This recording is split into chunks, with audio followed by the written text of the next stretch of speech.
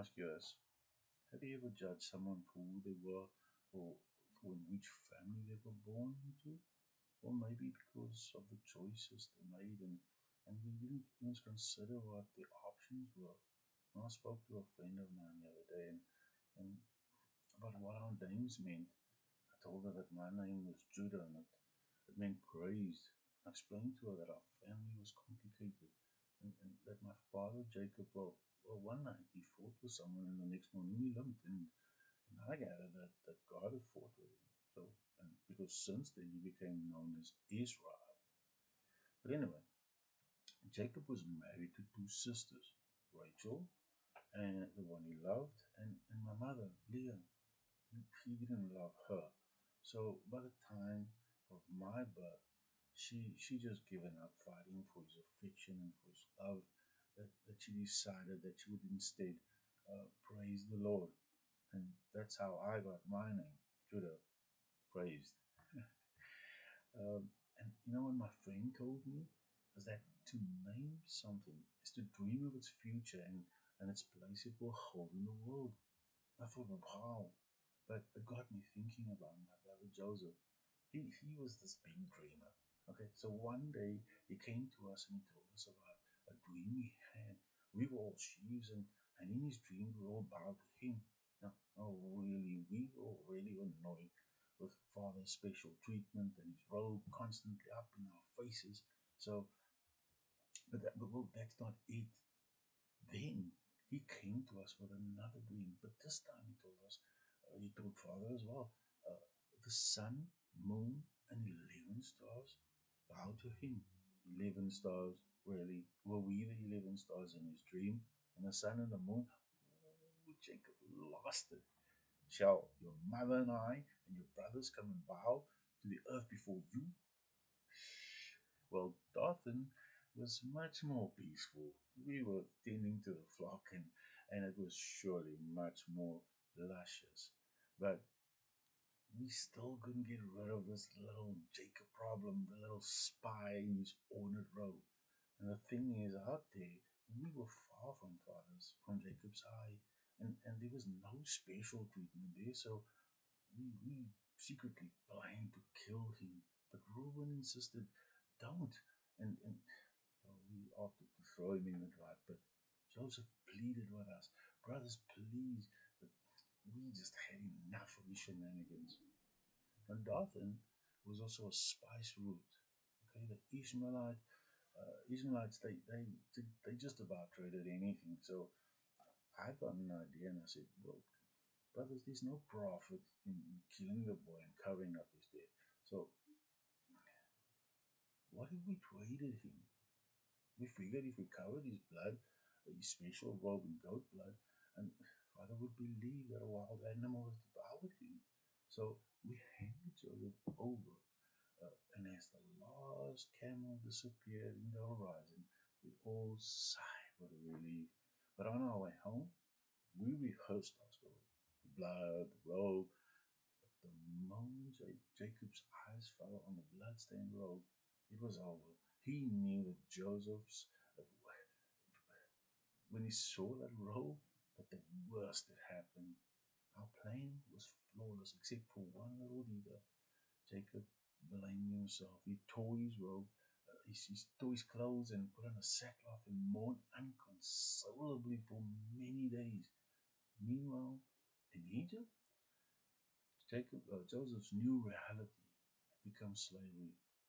Now, I heard he was sold to Potiphar's uh, guard, captain of Pharaoh's guard, but he tried to rape his master's wife and ended up in the Pharaoh's royal prison. And that is where he met Pharaoh's cupbearer.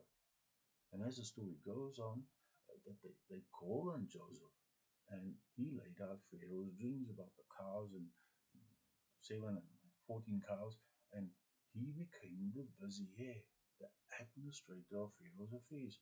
So the governor second only to Pharaoh himself. Now it was during the second year of famine that we got news that there was grain in Egypt. So the ten of us set out, we left for Egypt, but when we arrived, The governor accused us of spying the nakedness of the land, almost like when we accused Joseph. But he looked, he locked us up for 3 days and eventually released us, saying, "If this, do this, and live.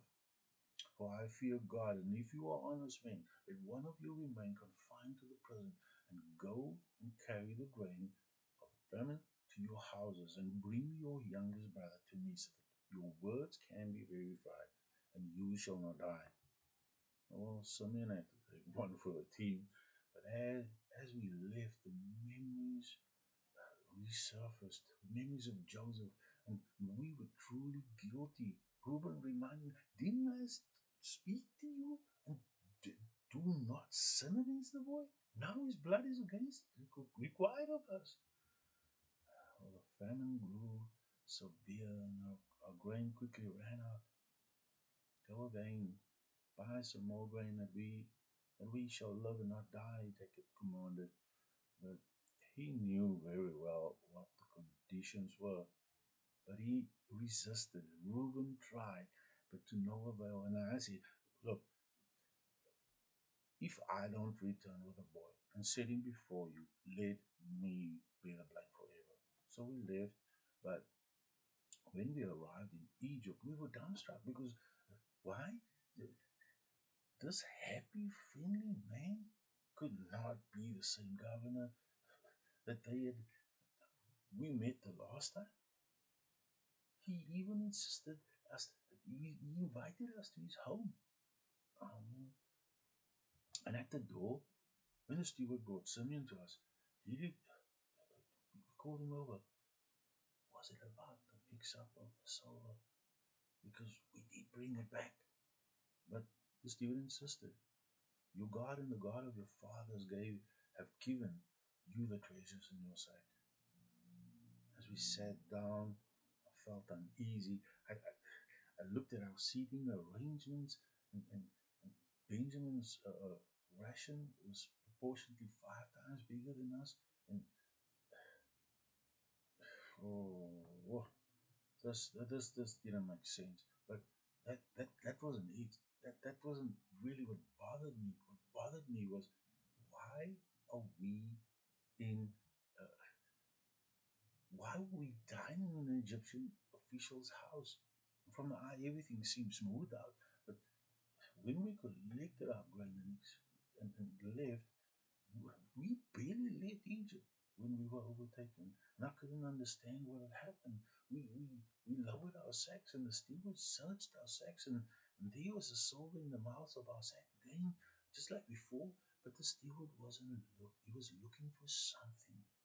And I still said, "Look, if any of us has found something there, he shall die, and we shall be my Lord's slaves." I wish I didn't say that, because there, for everyone's eye to see, the governor's silver cup, the one he used for divination. I was speechless. And when we were asked, "Why did you repay evil for good?" I don't know. I don't know. Don't you know that a man as I can discover things? All I could say was, "My Lord, God, my Lord has found the guilt of your servants, and now we all will be my Lord's slaves." The governor was so angry and replied, "Far be it from me that I would do such a thing. Only the man in whose hand the cup was found shall be my slave." We all knew what this was not an option. And I stepped forward again and I asked, "May I please speak a word in my Lord's ear?" I told him about our family, uh, the pain the family went through the famine, and how hard it was for Jacob to let Benjamin come with us. And as I spoke, something in me broke open. This wasn't about grain. It wasn't about silver. It was about Joseph. What I did to my own brother. I heard myself say plainly, "If my father will surely die, let me stay instead, and let the boy go with his brothers."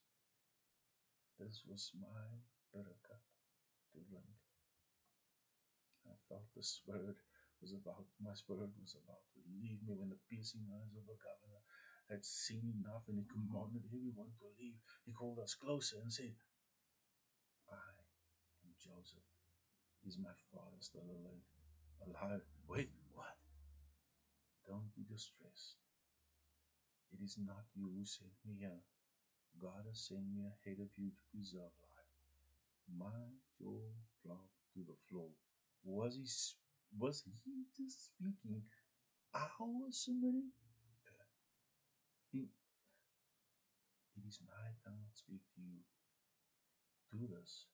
Load your beasts and go back to the land of Canaan.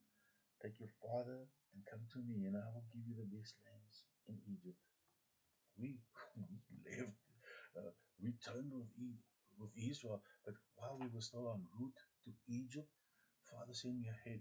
I met with Joseph, and he left his chariot, and we all rode and met with Jacob, and Jacob and Joseph's eyes met.